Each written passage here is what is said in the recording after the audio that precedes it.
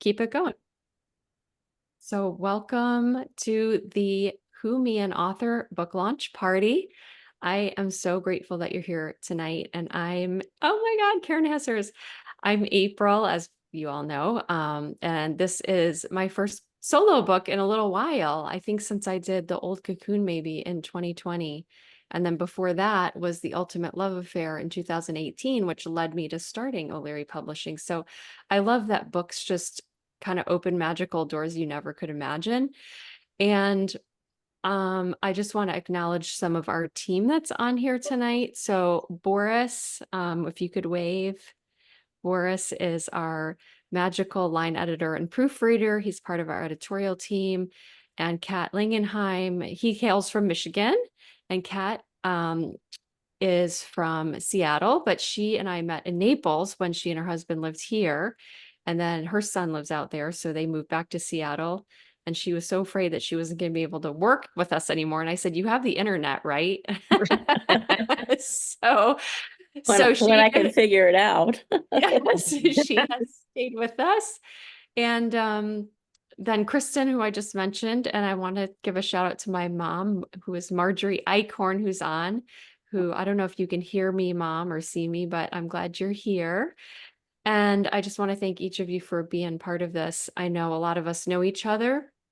And so it feels like a little bit like a family reunion here for me, anyways. Selfishly, I'm just glad to see all of you. And as I um, have been growing, with you and with O'Leary Publishing since we had started in the end of 2018, at the very beginning, I thought, in order to sort of like showcase what we do, I wanted to have a little booklet that described what kind of publishing company we were and how someone could get from an idea to a finished book. And I didn't have any examples of authors yet who I had published yet.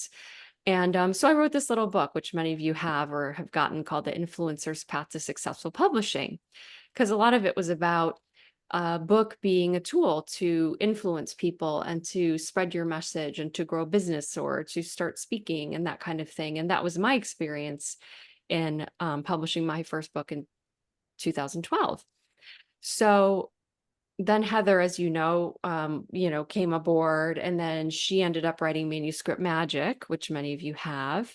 And that book is the practical steps to writing a book. It's the 7 steps to writing a book. So really defining your audience, figuring out what problem you're solving, what are the obstacles to writing it, and some of those strategic things that we really coach our authors through.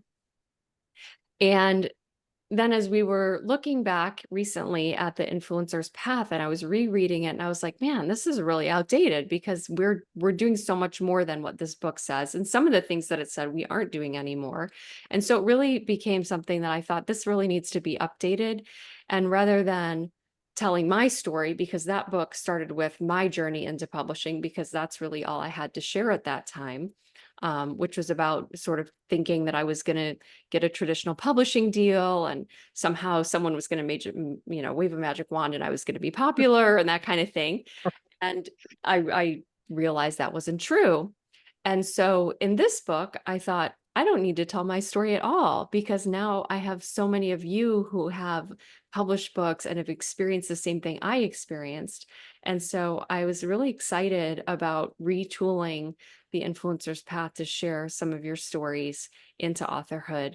And so for those of you who are part of the book, and I'll bring you on to share a little bit about your stories, for those who haven't published yet, I want to just say thank you for letting me include you in this book and for letting me share your story. And I hope that together it becomes something that gives people the courage to share their story. Because I think for me, part of the challenge of becoming an author was diminishing my own voice and feeling like, well, who am I to write a book? Or there's other people who are smarter, or they're, more, just better, honestly. Like I'm not the smartest person out there, but I had to overcome that. And I think that little voice sort of resides on all of our shoulders in some way, like, who am I to write a book? And that's why I called it Who Me, an Author. But then the subtitle was really chosen deliberately with the word they in italics because it's that anonymous they. Have you ever seen that cartoon where someone opens a closet door and then there's a person sitting in the bottom, like answering all these phones? Has anyone seen that? And it's like Yeah. the theys that are answering the phone, Hmm.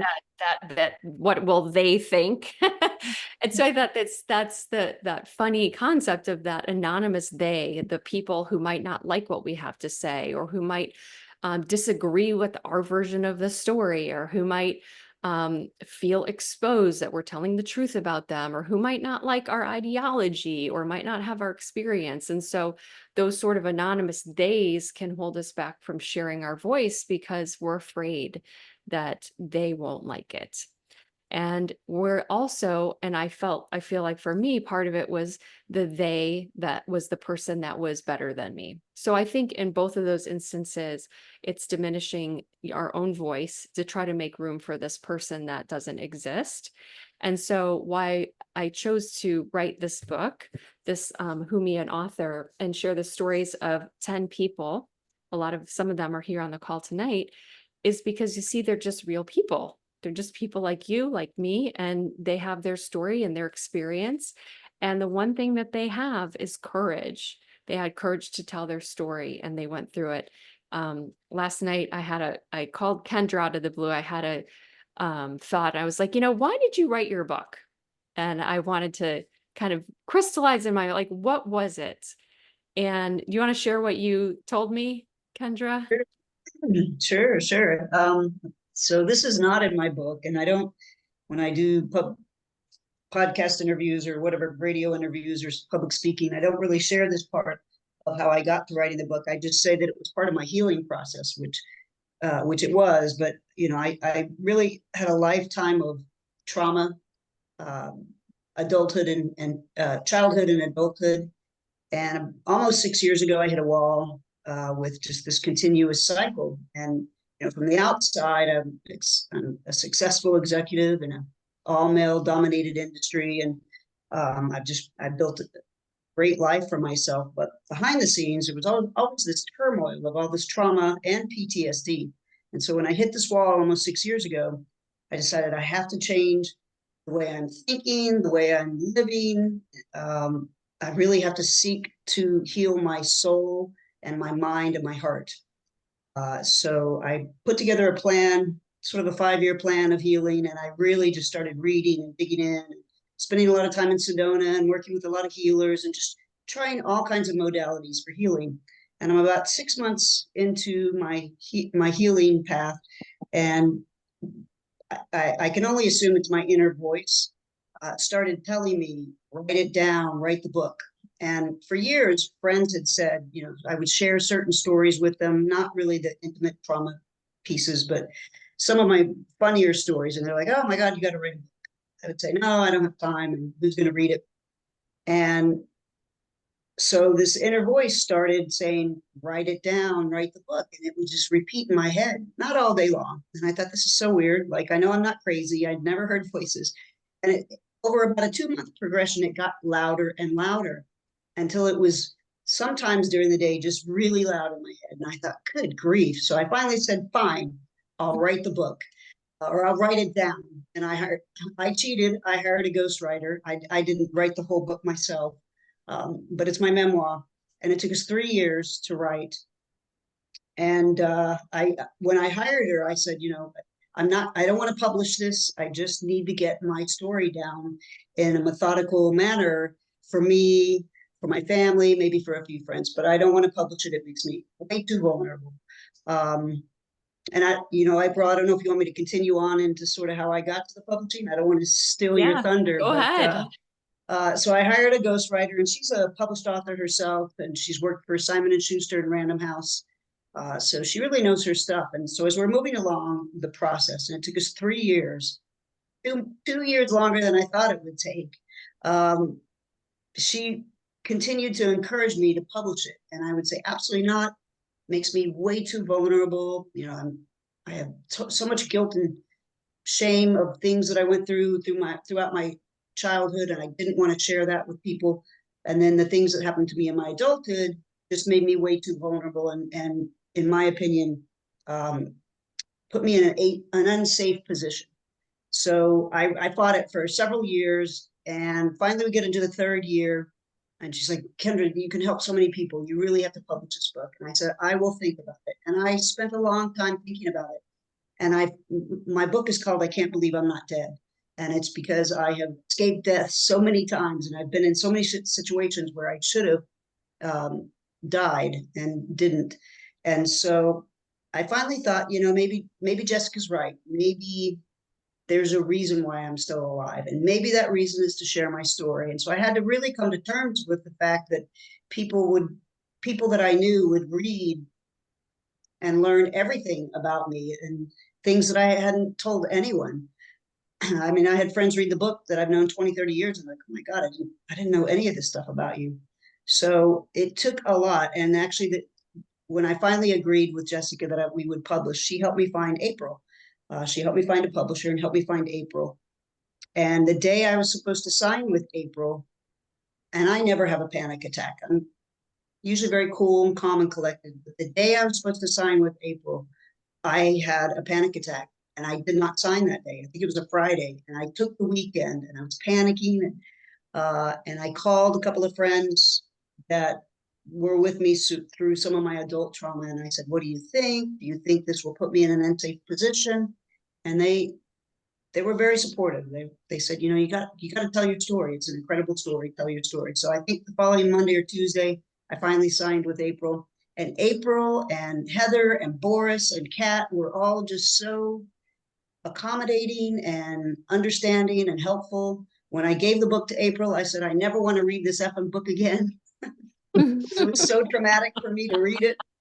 But then I had to work with Kat and Boris and Heather, so I had to continue reading it. And anyway, they were just an incredible team, all of them. April, you have an incredible team, and I just fell in love with Kat and Boris and Heather.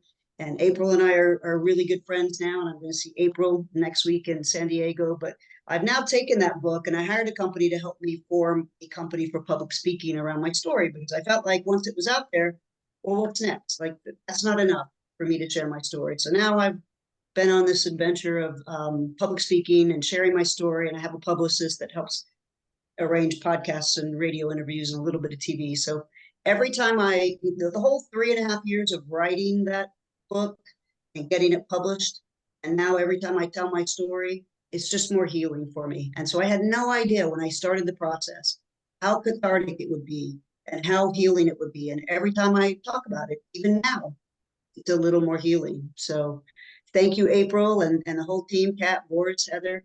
I love you guys, and I'm so fortunate that I found you and that Jessica helped me find you, because I could have found some other company that would have been like, here, your book's published, just see ya. But April has been so supportive and such a champion in helping me as I continue on with this. So I'm very grateful. Well, and I'm so, we really adore you, and all of our authors were, I'm not joking when I said it feels like I'm at a family reunion here, because we get to know each other so well. And part of our process is really to take authors into our world who we really feel like we could build that solid relationship with, who see the bigger vision and who want to make the world a better place and who have a story to share. And Kendra has taken that totally full tilt. And that's why, so I have 10 reasons why people publish a book. And certainly there's more, but these are some of the 10 most common reasons why authors we work publish a book. And for Kendra, I picked, I want to enhance my public speaking opportunities professionally or personally. And she was already doing a lot of professional speaking. She's already traveled the world doing that, and she's very comfortable. And now she's getting out there and telling her story. And her first time really sharing her personal story was on our Book Naples stage in 2023. And she really was so funny and heartwarming. And, Jen's nodding. She was there in the audience watching you. She witnessed it live. And, it's just been incredible to watch Kendra blossom into this entire a speaking arm of her, the door that her book has opened. So I have to laugh because Karen, you were nodding your head when you said, I never want to read my book again, when Kendra said that. So let me pass the mic over to you, Karen. I know you've got a little bit of mouth issues going on. But if you want to say something about your journey to publishing, and Karen has an HR company, HR by Karen, and her book really showcases what she does for her businesses that hire her to run their HR.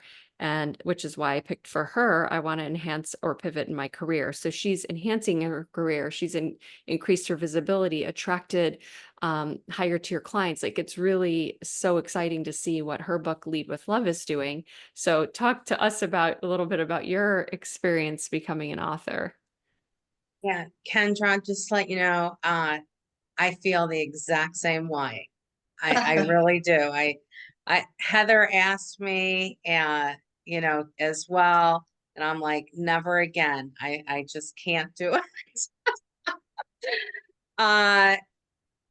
I'll tell you, the book is doing what it's supposed to be doing. My business has boomed. The traction has been wonderful, and it's been an exciting journey. I didn't think I'd get through the brick wall, but somehow I managed to, because it was very overwhelming in February with the book launch and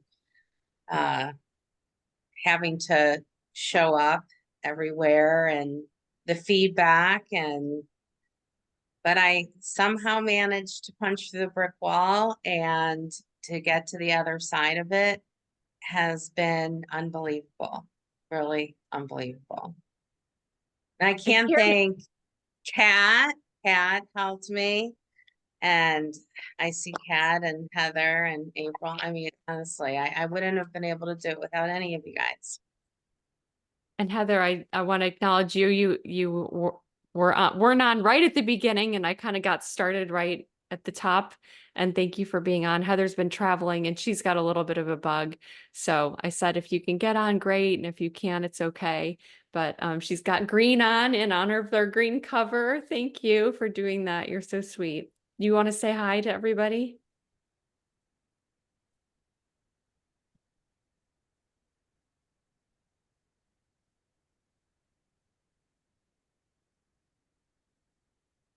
Are you having a hard time unmuting? Okay. So this is the one. Oh, there we go. This is going to be the one time Heather won't have anything to say. The one and only time. Yes, I do want to say the thing I love so much about this company and April and all of this is that it is a family, right? And leave it to April to write a book that is bringing together our family, like that you are all a part of. Like, this is just such a beautiful way to celebrate all of you, but to show the world like what we do and what they can do, right? So I'm loving this so much that you just pulled all these important people together, April. You're such a visionary, and I'm so grateful, and it's such an honor to be a part of this. And I just love each and every one of you. What an incredible team we have, an incredible family. Heather's so great. Whenever I'm having a bad day, I'm like, if I call Heather, she'll make me, puff a little air into my balloon or something. It's all true. Everyone knows it's all true and honest.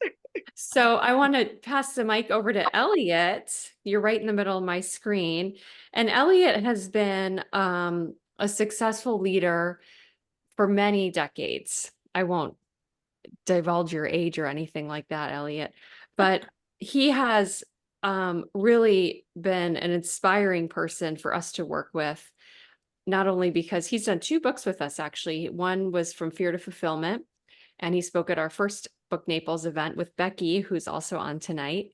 And then he came back and wrote another book and called Firestarter. And so you can speak to either one of those books or both, and just talk about your desire to pay it forward and to share your leadership with the next generation, really.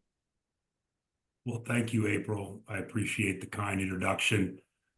I'm a prolific writer. Writing comes very easy to me. Now, do not misconstrue that I'm a good writer. I just like to write. I think Heather, Boris, and Kat can all attest that I'm not a very good writer. but I am He a is prolific Not writer. true. That's not true. You are a very good Not writer true. and you Yeah, not true. But incredible word. um, Incredible word. you know, and I'm a man of faith, and I believe that God wants me to help people, and so I have been incredibly blessed in my life. Um, I came from extraordinarily humble beginnings with a very toxic childhood, and somehow, some way, through a lot of bad decisions on my part, I feel very fulfilled in my life. And so when I wrote From Fear to Fulfillment, it was primarily to help people to realize that there's a great life for all of us if we just take the perspective to look to see, you know, the good and you know, I say that I look for the simplicity in every complexity. I look for the silver lining in every gray cloud. And so it's kind of why I wrote the book. The second reason was because one thing about print is they can't change it, you know, and so it's going to be there for multiple generations of people. And I don't know if it'll help 100 people, 1,000 people, 10,000 people, or one person, but if it changes one person's life, it's good enough for me. So, and that's just how I look at it. Not that this is necessarily germane, but I give all my royalties to charity because I'm not right. I made my money selling dog food. So writing books is my way to give back. And so I've been very blessed. I've had so many great experiences with people that have read the book, and you know, some of them I don't even know, and have sent me letters and said, "You changed my life." And I don't know if that's 100% true, or they're being overly generous or gratuitous. But for me, that's what drives me, is helping people. And I am 66 years old. I don't mind saying it. I'm thrilled that I made it this far. And I still feel like I can go another, you know, whatever number of years are left. I know I'm in the fourth quarter. I know I'm down by 4. My quarterback just got hurt, but that's okay. I'm gonna be all right. But I literally, I'm driven to help people. I've got 2 more books already written. I just have to decide whether I have the courage to release them or not. And I wrote a 3rd book that wasn't very good because I wasn't smart enough to ask O'Leary Publishing to help me with it. But we may even bring that one back. So because it's been well received. So I feel very blessed. I feel blessed to meet people like Boris, you know, Becky, Kat. I'm going by where you're on my screen. Tom, certainly Heather's a dear friend, and I absolutely love Diana. I just think she's a real. I met her, had no idea. We kind of like texting back and forth, and next thing you know, I said, "Wow, this vivacious, awesome human being," and I just got to meet her. So those are the kind of things that just drive me. So, and those of you, one of my biggest regrets is that I threw my back out on the Elsa ride at Epcot the day before those of you who were speaking. I was intended to be there, but I was bedridden and was extracted from Disney World in a wheelchair. So, Oh no. but I'm fine now. Everything's good. I made it through, but I didn't get to hear all you speak, and I was really looking forward to it because some of the stories are just so amazing. Becky's story, for example, is just one that is just for the ages, and it's such a wonderful. Well, it's a bittersweet story, I guess, but to bring and help people through tragedy is just such a wonderful blessing, and I'm really proud to know Becky, and I call her my friend. So I'll shut up at this point in time. Thanks, Elliot.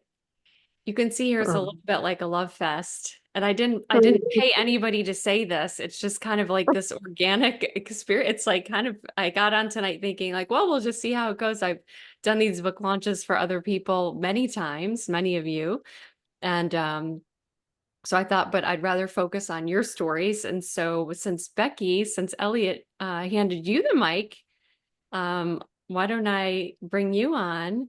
And Becky was and in our first, I would say, round of authors back in, was your book 2020, 2021? 2021. And her book is called One Choice, How 10 Seconds Can Save Your Life. And we met during COVID, right? I think it was right before COVID. Like, it had to have been right before that. I think we got introduced by Karen. Yeah, Was it by her Karen? Yeah, I think it cousin. was Yeah, it was by Karen. her Yeah. cousin. Yes. And so tell everyone about your process, your story, and writing your book. Her book is unique because she writes it in the voices of her two sons and also her voice. So that was a totally different type of writing to tackle. Well, I So- could probably be the poster child for who me, an author, because never ever had that thought cross my mind. But I lost my two older sons back in 2015 related to graduation parties, underage drinking, experimenting with prescription pills that were probably laced with fentanyl or were fentanyl, but they didn't test back in 2015. But there were a total of 5 overdoses that night and 2 fatalities, and my 2 were the fatalities. So needless to say, when something like that happens, you totally, reevaluate everything going on. We still had 2 younger sons at home, and we just really spent the next year focusing on our family, our 2 other sons, and really just trying to make sense of what had happened, and, really, continue to breathe and put one foot in front of the other. About a year had passed. I was asked to speak to our community about underage drinking and how, as it relates to youth and things to parents and things like that. And I did. And from that, I just started getting phone calls, and I really started public speaking a lot here in our community. And then I kind of transcended to nationwide. I started getting requests to come speak to communities and to high schools and middle schools to tell our Nick and Jack's story. So then COVID hit, and we all know at COVID, nobody was doing anything. And unfortunately, well, I'm a nurse as well, and knowing with COVID, watching the percentages of drug use and substance misuse go up and actually skyrocket during COVID. I just really felt like, how can we continue to get our story out there, with me not being out there. So my cousin had introduced me to April, and I think that began another 3-year. I'm kind of like Kendra. It took me 3 years because we were gung ho on it.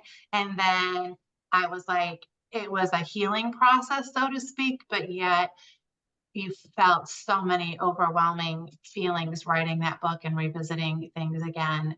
The waves of grief would hit, and then Heather and April wouldn't hear from me for a long time. And then I would, get another wave of, we got to get this book out there. And then I would call them up. And so it literally probably took a couple years at least to write the book. But we got the book out there, and the book has been so extremely well received with the population that we were targeting, which was high schools and communities purchasing the books and using it to start the conversations about substance misuse and abuse, and to get those conversations started. So similar to Elliot and some of the other authors here, the biggest compliment that you can get is really getting feedback from people saying how your book changed my life, or I made better choices because of reading your book, or our prom plans changed because of hearing your story,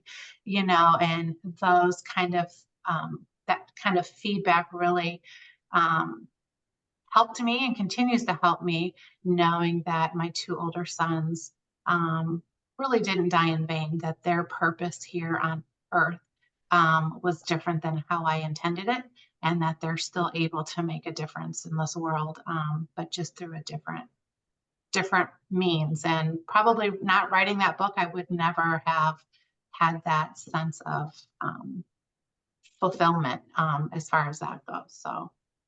Well, and I think one thing that Becky did so well, she's definitely a community builder. I know, so, some of you on here are, that's your strengths as well. But she was able to bring aboard some of the schools, teachers in the school to create curriculum around her book. And so now just the other day I saw a post that you had put out, and it was boxes of her books that were going to the Yeah. schools.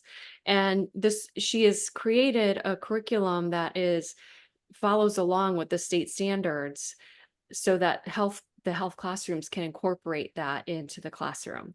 So it's really become this a way of delivering the message to, even when she's not there giving an assembly. So the book can be speaking and sharing the story on her behalf. And that's one of the things I love about writing a book, is that it can be working and talking for you when you're not even there. So thank you for trusting us, Becky, because I know that was a really difficult story to tell. And the way that you told it, and you chose to use Nick and Jack's voices. It's them talking, back and forth, chapter to chapter. Nick and Jack are kind of going through their childhood and telling funny stories and things they did. And they're just so lovable and likable and relatable. And so for the teenagers who are reading the book, they're hearing it in their own voice. And I think that's what really makes such a big impact. So thank you for being Thank you. part of us. And so I'm going to hop over to Dr. Tom Hudson, who came to us through actually the Influencer's Path. Tell the story of the Influencer's Path. Actually, that was like the funny first meeting story, that someone had given him the book that predates this. So you're putting me after Becky again. Yes. Oh my God, you're right. No, I put you after Diane. So now you Okay. get to go after Becky. That's an inside joke. Yes. Um, Oh, Tom. I've always written. I've always loved writing. It's just kind of my personal process. I think I learned years ago, discovered that if you're writing on a piece of paper or even typing, and you just start asking questions that you don't just general, what's life about? What's this? You get answers, and everybody has a different paradigm as to what that voice is. Is it God? Is it our subconscious? Whatever. But it works. So I process life through writing. So, and I never intended to publish anything. It's just all for me. I always just felt like a better person and cleaner after a session of kind of, what's that about kind of thing. So I ended up, just through happenstance, I shared it with a few people and they really liked it. And over the years, people would say, hey, send me whatever you write. So I'd kind of send out emails here and there, and everybody says, you should publish it. You should publish it. And we have a mutual friend, Diane, that I met actually at a workout camp here in Naples. And I wrote something for the workout camp, actually, about breast cancer awareness, interestingly enough. I'm a mammographer, I'm a radiologist, I do mammography. And so she handed me, through my wife, actually, your book. I forget the name of it. It was your original book about Yeah, it's the Influencer's Path. Yeah. Yes. And I said, oh, that's okay. That's interesting. It just didn't call to me. I was like, okay. So I set it aside. I didn't even know what happened to it. And then, I don't know, maybe 2 years later, 3 years later, the writings I sent out, I just got more intense feedback of like, look, you need to publish these, exclamation point, exclamation point, exclamation point. So it just seemed to be coming from many different directions, that it's like, okay, I guess the universe is telling me I need to publish these, but I could have put it off forever otherwise. So I was sitting at a quiet time one morning, and I sat down, as before I turned the light on, and I brushed up against some stuff on my shelf, and I just spilled a bunch of stuff. I don't know, it was books and junk. I don't know. You don't want to be in my office. And I turned the light on, and on top of the little junk that I dropped was April's book. And I had forgotten about it totally. I mean, I knew it was around somewhere, but it just made me laugh because it was on top of the little assorted things that I dropped. And I was like, okay, even I can't ignore that. So I got in touch with her, made an appointment with April and Heather. I took, I don't know, 4 or 5 of my I think I sent a few writings to you. And yeah, it was totally that. It's totally that thing. Yeah, people are telling me it's good, but it's like, well, yeah, you're my friends, it's just me, right? I mean, it's totally, who am I to write a book? And they really liked it. They seemed like, wow, they really genuinely like it. So that's really how the process got started. And gosh, once you're into it, I think everybody would say this. It's like, there's a point where the book has you and you don't have the book anymore, if that makes sense. I mean, you're just following it if you're willing. And it goes in so many different directions. And I write in this it's not my life story, right? It's not a story of certain things that happen in a sequential sense.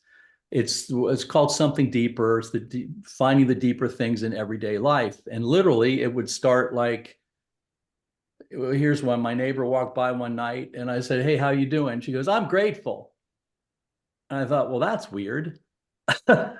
Grateful for what? Did you win money? Did you, it just was such a weird response. I see her all the time. So I came inside and I wrote something down like, well, wow, she was pretty happy, and I went through that process. And so the book is 31 of those. I think that was between April and Heather, they came up with that idea. So it's just a collection of 31 writings about being disappointed, about making mistakes, about you think your parents suck, but they really don't, kind of thing. Just life. But it was just the way it morphed. I mean, it would have never been as good without April and Heather, particularly Heather, who had the vision. And, I'd look at these things and she'd have a suggestion and then I'd sit with it for a day and go, yeah, that really isn't very good. And not the whole thing, but like a paragraph here and there. And it just, I don't know how to describe it. It was sort of like controlled chaos, except it wasn't controlled or something. I mean, we couldn't decide if it's poetry or prose, because I write, it's sort of like has a poetry ring to it, but it doesn't rhyme. I write in these odd the paragraphs, I make these little geometric shapes by how long each sentence is. Like why? I have no idea. I just started doing that years ago and it's just kind of fun. So the words that I would pick out, I would have to change to make the shape look cool, whatever cool was. And I never realized that we all were like scratching our heads, like, what do we do with this? Is it poetry? Is it prose? No, I can't change this. Heather had a great idea. No, Heather, that's better. What you say is better, but it doesn't look good on the page. So it was so crazy. And I think none of us really knew what to do with it. And I say, well, getting back to one thing in terms of like it getting out there, is really, it is kind of, I feel like it's me, right? It's not my story, not my sequential story, but every page is me. And if nothing else, I figure, that's a legacy for the family and kids who read it someday. And April gave a talk this morning at Toastmasters, right? And talked about people having a diary that says, oh, it was sunny today. I worked hard today. I bought a car today, that people who come after us don't want to know what we did. They want to know who we are, who we were. And I am really comfortable that without saying, okay, my grandpa was the radiologist, he lived in Naples, he did this, he wrote a book. I'm in that book. That book is me, and they will read it someday. And that's just so gratifying. And what I want to say, like it does take a village, like Elliot was saying. It's like I look at it and I go, Yeah, I think the heart of it was good, right, to begin with, but the final product is so much better than I could have ever done. And it's such a collaborative effort. Yeah, I'm just so grateful. And I'd say publishing a book is a personal growth process, right? In the disguise of publishing a book. Because there's so much you have to go through and so much. Do I listen to Heather? Do I not? Listen to her this The time. answer is next time I generally shouldn't. yes.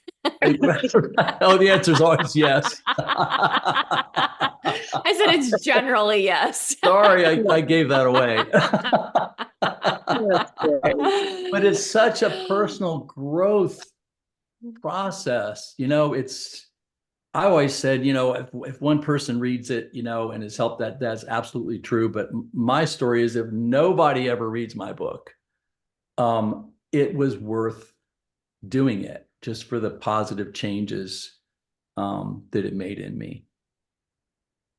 And that is one person. I always say when somebody says, if it helps one person, it was worth it. It's like, but it helped you, and you can be Yeah. the one person. I got the So I most think out of it, there's, yeah, I think that, out of anybody. yeah, the process of really drilling down, I think that's what Heather's superpower is really helping our authors drill down into their psyche even more and get out what are you really trying to say here, and do you really want to use those words, or how is it going to impact the reader, because we're always thinking about the reader and who the end person is we're trying to reach, and are we reaching them in the best way possible. So I'm so grateful that Heather is part of our team, and I see Shantae is on here, who I always like to give her a shout out because she's the one who connected Heather and I almost 6 years ago now. And Diane, I want to bring you on.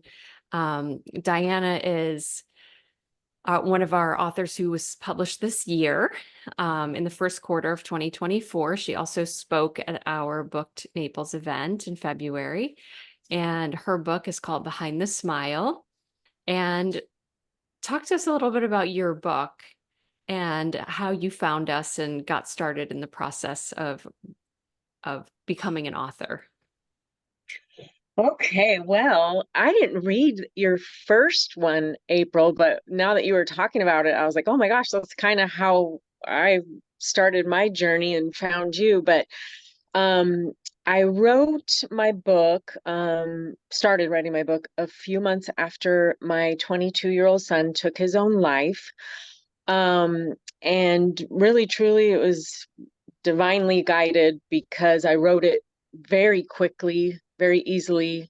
Matter of fact, somebody called me an automatic writer. Don't know if that's true or not, but so it only took me about 6 months, to write it. But of course, my beautiful Heather fixed it quite a bit. But I wrote this and to start with, I think it was just very therapeutic for me, similar to a couple other people that said the same thing, Kendra and everybody and Becky. It was very healing for me, but then there was still that draw of wanting to share, unfortunately a tragic story, long life, of mental illness, addiction, and all that, raising my son.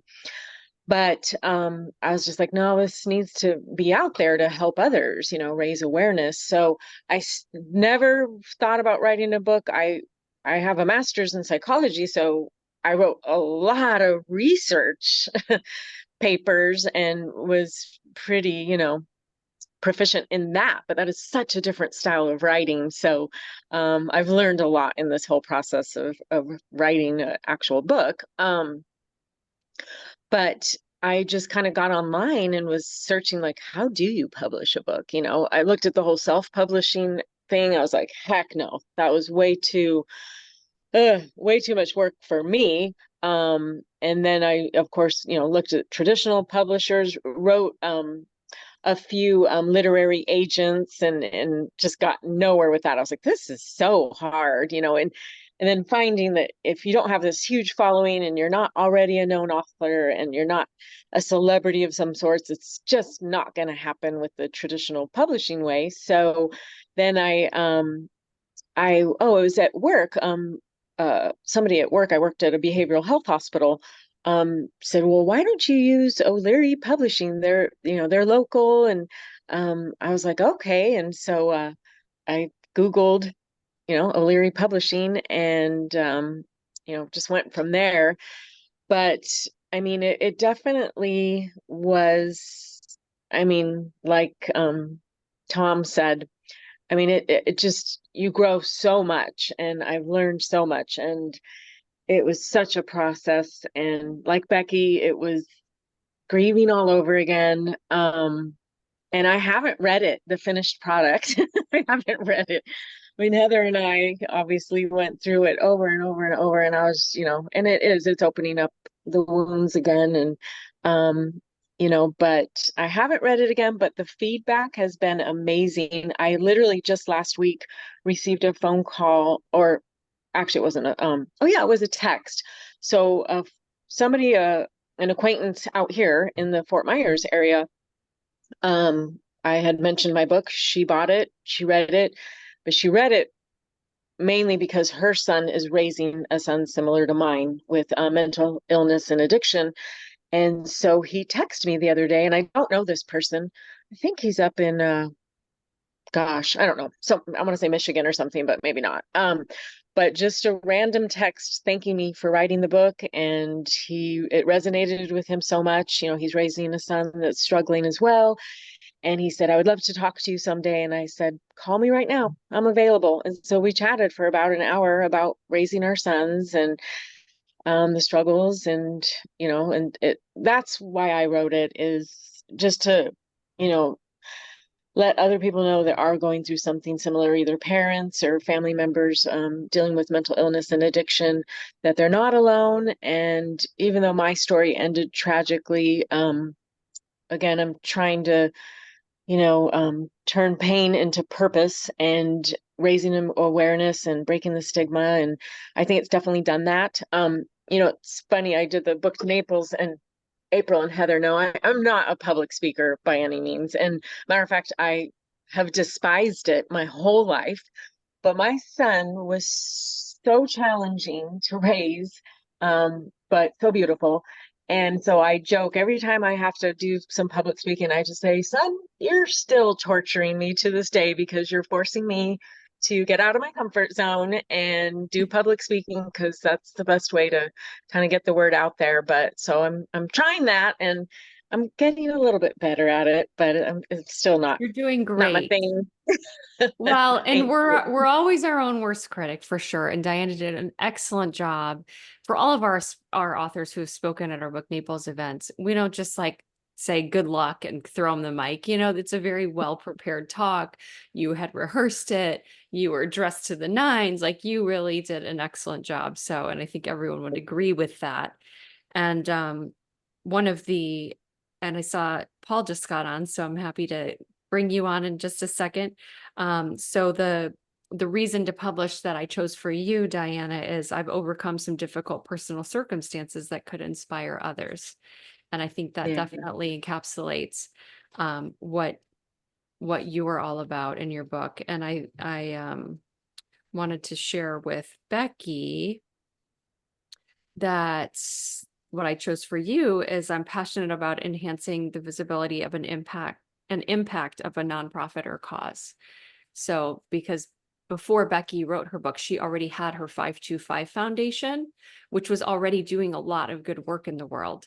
And so this book just kind of fits nicely in with the message and what she is doing to educate about opioids and the fatalities and, all of that. So I think that's, to me, is such a great tool to have as part of your nonprofit foundation.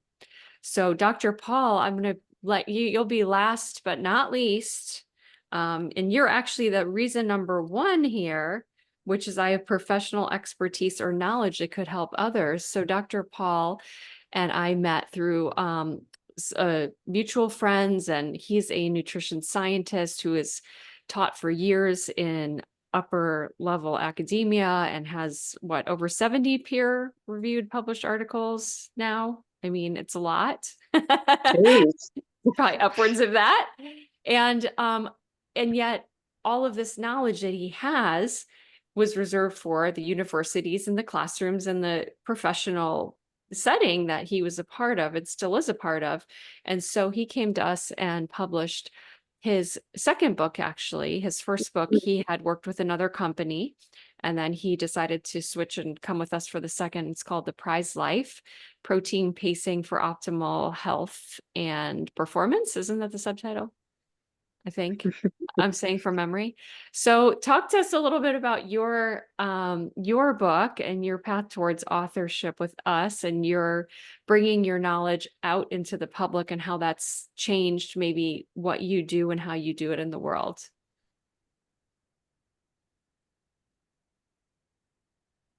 And you're muted, so you'll have to unmute yourself. Oh, I'm glad I was muted. There you go. So, road right now. I'm actually in a little tiny Airbnb in somewhere in Pennsylvania.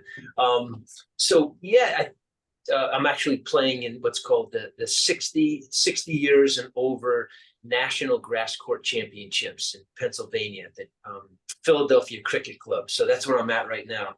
Wow. And I'm sorry I jumped on late, because it does relate to your introduction of me. Yeah, I started my interest in this field of health very narcissistic, very egocentrically. It was all about me and how I can improve my performance.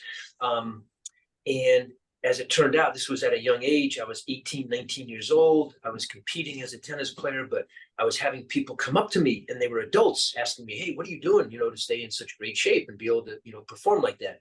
And I thought, what? You're asking me? I don't know anything. And so that definitely triggered a light bulb. It was definitely an epiphany of a life-changing, transforming experience for me. And I thought, wow, this is amazing that I can actually help and impact other people than myself. And so that kind of launched me into this career path, as you mentioned, as a scientist, a human clinical trial, lifestyle intervention scientist. So I just have found that my calling, my purpose was really simple. I just felt like my meaningfulness, purpose driven fulfillment was here. I'm here to just help people live a healthier life. And so I've done all this research that has discovered I believe, some relatively simple lifestyle strategies that make a massive, massive impact on people's health and performance, cognitive, psychological, emotional, and then physical, of course, improvement. So yeah, I've been very fortunate, and I had all this information, and what was happening was, I'll leave out some of the other parts of my life. I was reaching some success with my research, and only scientists were benefiting from it. And so by the grace of God, some people introduced me to April. We connected, and she said, if you're ever interested, I can help, get your message out to a broader audience. And I thought, oh my gosh, that would be fantastic, because I'm actually a little bit sick and tired of only having scientists read my research. I want to impact a broader audience. And so, yes, so blessed that Heather and April came into my life at the right time and at the right moment, when I had this opportunity to share the message of my research to help a lot of people. And I'll just give you one little side of this. I was playing one of my tennis matches this morning against a person I'd never met before. He was from Washington, D.C.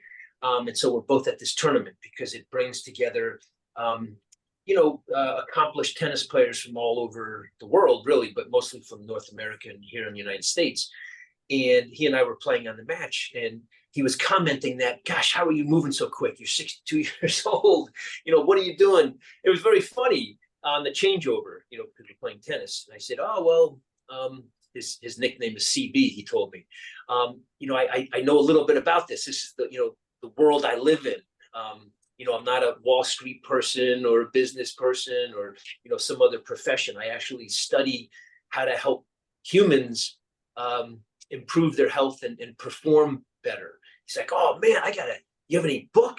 And I said, actually, yes, I do. So as we were playing, I was texting him. He gave me his number as I'm playing against him. He gave me his cell phone number, and I texted him a link to my book. So April, you're going to have another sale, I hope. But Okay. That's great. yeah, it was. I couldn't have asked for, just a better culture, environment of support with what you provided me, and I will continue to, because I have my next book hopefully going to be written here. Well, it's written, but it's published soon. So I still am actively involved in the research that I do, with primarily focused on nutrition, and exercise and cognition and mood state. But I want to continue to put the message out, and reach even more people. So yeah, I'm really excited about the next book with April and Heather. And we So were that's just kind of talking. Yeah, I'm excited too. So if you don't know, his book is called The Prize Life, PRISE, which is an acronym for, let me see if protein pacing, resistance, interval, stretching, endurance. Is that right? fantastic. That was right A on. plus. And he's developed a whole system around protein pacing and how to mix up the types of exercise you're doing to get the best performance. And he's worked with world-class athletes, and he's also worked with people who want to optimize their health and lose weight. And so he's done research on both. And so he really does come to this, in this world of, quick fix diets and who do you trust, and are you supposed to only eat meat? Are you supposed to eat no meat? Are you supposed to eat, it's like so confusing for the consumer because there's so much hype. And what is so grounding about what he does is it's all based in science. And so his next book, can I tell a little taste of what is to come, or do you want to tell it? No, you do. Go ahead. You've been doing so well. He has compiled recipes that go with the Prize Life, because what happens is when you are doing this protein pacing lifestyle, it's like, but what am I supposed to cook? How do I make this? And so we've always said you need to give people the like A, B, C. This is the meal plan that you're going to do with the recipes. So he's going to have that as a companion. And I think that's going to be super helpful for people that like me, I don't love to be in the kitchen. It's a necessity, but it's not like if someone tells me like, make this, I'll be like, okay, like that's good enough. So Dr. Paul, on this, the number one reason there in the book here is so that he has professional expertise or knowledge that could help others. And the thing that I love so much about this booklet, and so many of you have ordered it, and it will be coming soon. You can download the Kindle version now, but I really wanted to highlight each of the authors with this. You can see the gray box, and it has their name, their book title, and their website, so that you can see that they are real people, just like you. They are people that have an expertise, or they've been through something hard, or they've got an inspiring story, or they've had a spiritual awakening they want to share, or any number of reasons. But I think the more we can just embrace the humanity that we all share together and not put one person up on a pedestal above where we are, we all have something to contribute. And there's certain things that gifts that we bring to the table that are unique to us. And that doesn't mean that we're better than someone who doesn't have that gift. It just means we have a different gifting. And the same is true for others who we might deem more gifted in other areas. And so I think that the more we all can contribute to this vast pool of knowledge that's meant to help us as a human species to evolve and to grow in our own consciousness, and to make the world a better place, I think what better thing could we do together? What better purpose could we all be on this call for tonight? So I think that's kind of the end of the hour here. And I just wanted to thank you each for being on here and for trusting us with your books. And for those who are watching the replay, we had a lot of people who signed up for this call tonight who messaged me that they were going to watch the replay. Thank you for signing up for that and for sticking with us to the end.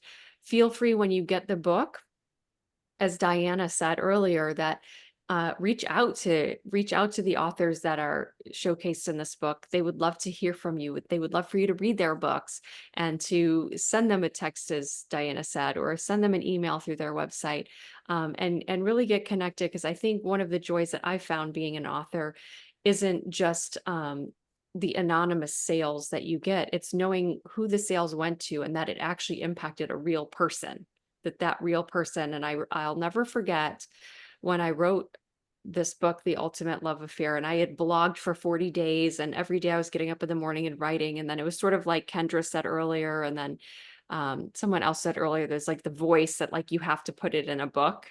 And I remember the exact same thing. I was like, I'm not putting this in a book. I'm not doing it.